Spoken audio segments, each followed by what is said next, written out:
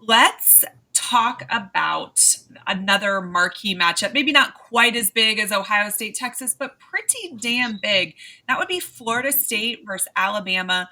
This is at Doak Campbell. This is exciting because that stadium was just refurbished. There have been pictures being shared online. It looks really good. And I think this is an interesting kind of crossroads for both programs.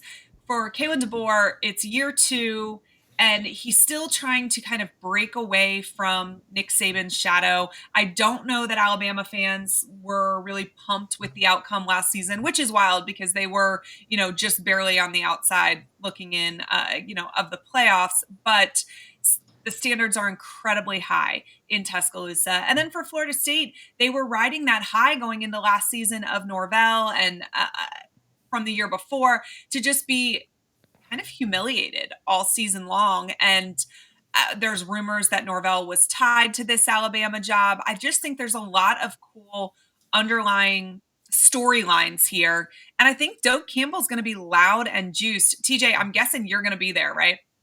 Yes. Yeah. So I've got so many thoughts on this game, but to answer your question, yes, we'll be there, get up there sometime Friday, and then the game Saturday at 3:30. So, it should be a fun one, and hopefully it's competitive throughout. I don't know how much confidence I have in that or not, but we'll be there.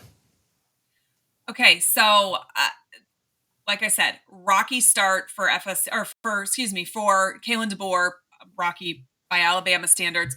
Florida State looking for a revenge season. What does Florida State have to do to be in this game in the fourth quarter? Well, so TJ, you can clarify this for me because you'll know more than I do. But I was looking through the depth chart. It seems like they have 8 transfers to start on offense and maybe like 4 on the offensive line.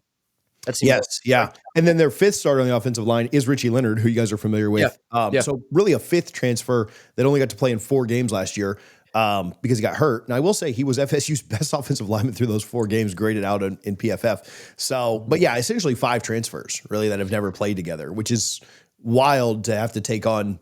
I mentioned Texas having a great defensive line. Bama's might be better. So, welcome to the show. Yeah. So with that in mind, going back to your question, Ali, like what sort of transfer offense do we get from FSU? Do we get 2023 or do we get last year's? Like, it's just how can those guys click and can they be effective? And the other thing I was wondering, if Bama lands like the first punch or two, like if they go score and then force a 3 and out, is there any degree of FSU where their players and fans just kind of go like, well, here we go again? Like I wonder about their mental toughness coming off of last year if they immediately get punched in the mouth early on in this one. I know we have some concerns, obviously, about transfers, and it's just such a crapshoot when you have a large portion of your roster come from the portal. I don't know that FSU fans are really sad about the concept of most of them coming from the portal this year, given the product that was put on the field last year. They may want some replacements there, but it takes time for them to kind of, I don't know, gel and bond. And so week 1 is a hard time to get a team like Alabama. But I also am concerned about the depth comparison between Florida State and Alabama. I just think that Alabama is deeper at pretty much every position. But is there a position group that you are really confident in, TJ, that Florida State has an edge? I don't know that they have an edge anywhere over Alabama specifically. Right. I mean, listen, I don't think he's going to be in New York or anything. I don't even know if he's a top 5 quarterback in the ACC, which has pretty good quarterback play with Klubnik and some other guys. But I do think that, pound for pound, I probably like Castellanos a little bit more than Ty Simpson. The problem is that they're never on the field at the same time, right? So I can like Tommy Castellanos a little bit better than Ty Simpson at this point in their careers, but it's Tommy Castellanos against Alabama's DBs or Simpson against Florida State's DBs, which I do really like. If there's one position group that I do have confidence in, I do think Florida State's secondary is good. And they've always produced really good defensive backs. They do a really good job. Pastor Tan out of American Heritage has done a phenomenal job. He's put 3 guys in the NFL already and being here just 2 years. And I think that number will only grow. However, the matchup of Castellanos versus Simpson is not a matchup, right? Like they never see each other on the field at the same time. So I have some confidence in the quarterback position. I have a lot of confidence at the defensive back position, but pound for pound, no, I don't know. There may be, there may be 2 or 3 guys on FSU's roster that would go in and start at Alabama, right? Like that. And that's probably the case at 120 programs across the country, right? Like it is Alabama, right? Like there's only a handful of guys that would start anywhere, like Texas or Ohio State or Georgia, right? Like those are some of the places you might pull that from. So yeah, I mean, Alabama, and that's why Alabama's a 14-point dog or a 14-point favorite in this game, or 13 and a half. I mean, yeah, they're supposed to win this game. They are, at some places a little bit better at every position. In some places, they're a lot bit better at every position, right? And so it'll take it probably takes some mistakes by Alabama. It probably takes Florida State playing their best absolute game possible and then keeping it close in the fourth quarter. I mean, you never know what could happen, right? So, I think it's a daunting task. It's a tough task. I like Florida State's roster a lot more this year than I did last year. I mean, obviously, right? They won 2 games, but I think, getting it all to click week 1, getting it all to gel week 1. I mean, that's a tough ask. Certainly not impossible. Much crazier things have happened in college football. But if you're predicting it out, it's a tough road for Florida State to try and find a win here. Well, TJ kind of alluded to it, and the easy answer is everything. But if Florida State were to pull this one out, what specifically went right for them? The weather.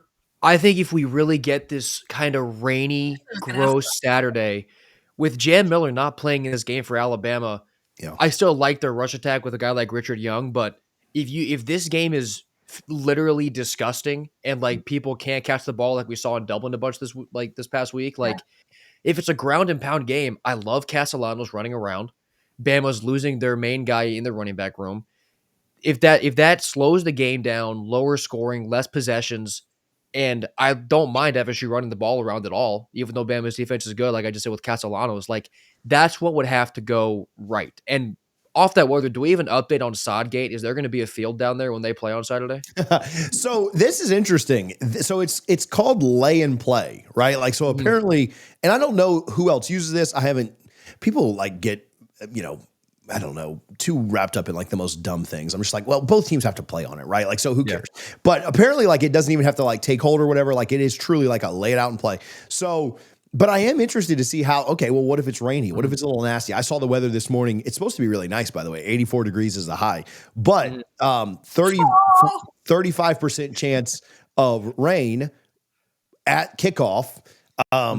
So, is weather a factor? How does it impact that new sod? How does that kind of factor into things? Yeah, I think it'd be great if this turned into a running game, especially with a really mobile Thomas Castellanos and a pretty creative Gus Malzahn. I'm not at all saying he's 2013 Gus Malzahn, but a pretty creative coach kind of calling the plays. I think that benefits FSU a ton and would be really good. Now, how much confidence do I have of Florida State just lining up and running the ball against Bama?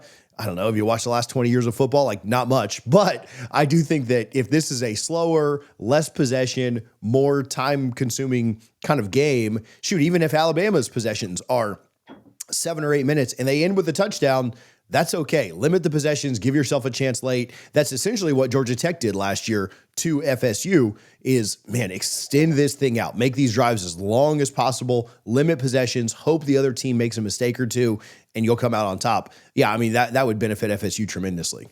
TJ's got Chief Osceola on the line calling in a rain dance right now. Will, give me your score prediction.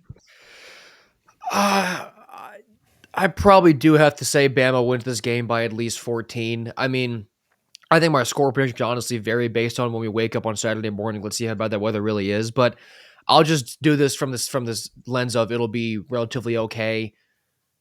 38-21. That might be roughly where I'm at. I think that Bama will be able to move the ball.